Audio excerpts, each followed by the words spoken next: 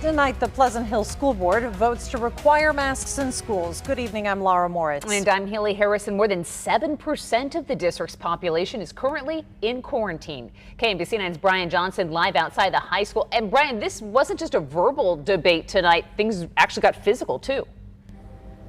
Exactly. People were actually throwing fists and hitting each other outside the auditorium this evening after the board unanimously voted to approve requiring masks. Now, several sheriff's deputies got on top of that.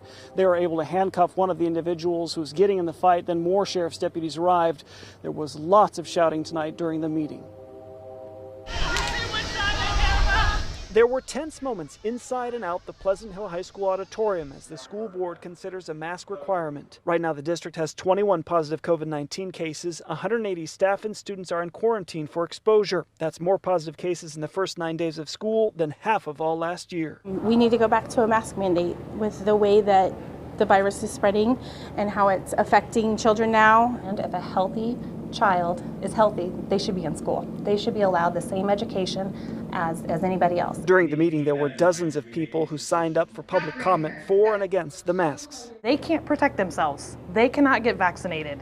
It's our job to do that, and the board needs to vote that way. Many feel the quarantine guidelines should change, not the mask policy. We have a mask optional policy, and if you think masks work, send your kid to school with a mask, but if not, send them to school, let them breathe. It seems there is one thing everyone agrees on. We feel and think we are definitely being divided as a community right now, which is really unfortunate for a small town to be divided.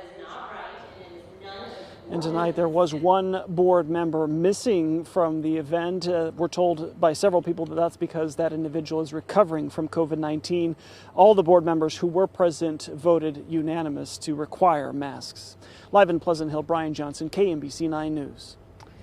The school board says that masks will reduce the number of people who must quarantine. The superintendent says some students have come to school even though they are COVID positive. We have new numbers also that show children now represent more than 1 in 4 new COVID cases nationwide. That is according to the American Academy of Pediatrics. More than 250,000 child cases were reported in the past week. That is the largest number since the start of the pandemic. More than 5 million children have had COVID out of more than 40 million reported cases in the U.S. Less than 2% of child cases result in hospitalization.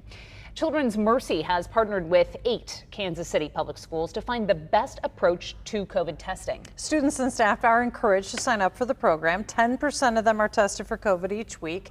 Children's Mercy provides results in 24 hours.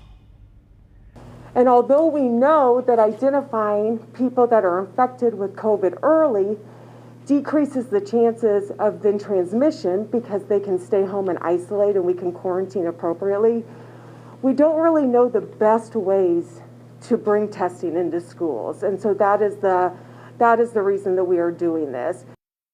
Researchers have already found out students prefer the nasal test, actually, to the saliva test. Over 5 million people may be eligible to get a 3rd dose of the COVID vaccine when the White House booster plan kicks off in 2 weeks. The boosters would be for those who got their 2nd dose at least 8 months ago.